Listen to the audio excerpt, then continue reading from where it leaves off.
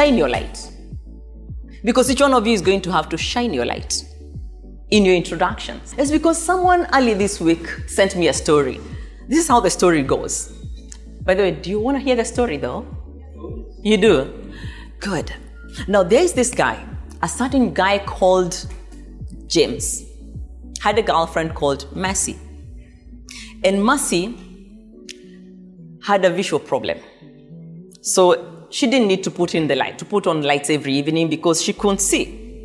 She knew every corner of her house because she had really mastered her house. We have friends like that, don't we?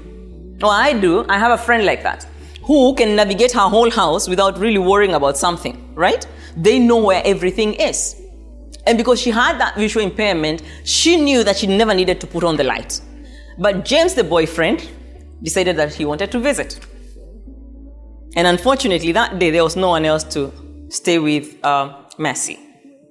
So James came in, knocked at the door, and it was around 6 o'clock, so there was a bit of light.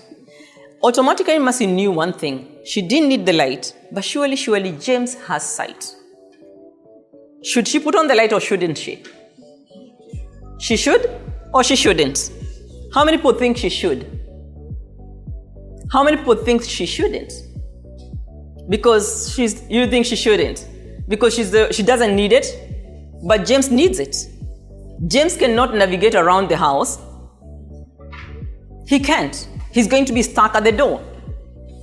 So what Mercy did, she told James, come in, and gave him a seat. And then, like the good girl and well-nurtured girl she was, she switched on the light. Now, James knew that Mercy couldn't see. So she asked, why are you wasting your steamer? Just put it off. And Mercy, the good girl, decided to put it off. Then she headed to the kitchen, because just because she cannot see doesn't mean that she doesn't know how to cook. And she went to the kitchen and prepared the meal. Because apparently she knows where the lighter is, she knows where the pot is, she can slice the onion, and she knew what to do. Then 10 minutes went, 15 minutes went, and the onion started sizzling, and the food was beginning to smell nice, and James could tell kuna nyama leo. We're gonna get something nice. And funny enough, James could notice that Mercy knew her steps. She got to the fridge, stretched her hand, opened the fridge. What do you see? The light of the fridge goes on. Mercy doesn't need that light. She knew where to get the margarine. She knew where to get the drinks. She knew where everything was. She went to check the freezer, pulled out some more food. She had frosted peas. She pulled and put it on the table. And she went on to cook. And James is wondering, how on earth does this girl manage? And he's worried because he was actually coming to break the engagement. Because he didn't see how he was going to live with a girl who cannot see. Not because she had lost her sight at that point, but from a long time ago, people had told James, don't worry about that girl. There's no need of marrying a girl who cannot see. And she went on to cook until she finished. Then she did the strangest thing ever. James could hear that she was now putting food in the plate. And he was wondering, how on earth does this girl do this?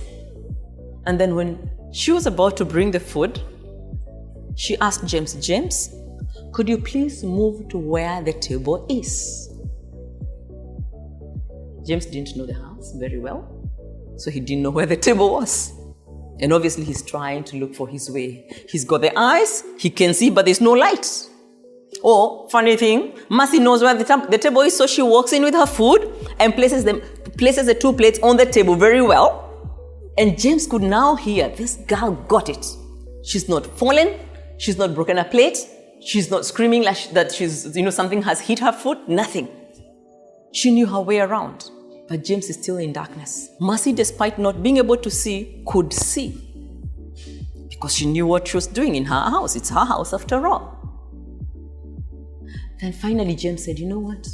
You actually need to tell me what to do because I don't even know which part of the house the table is.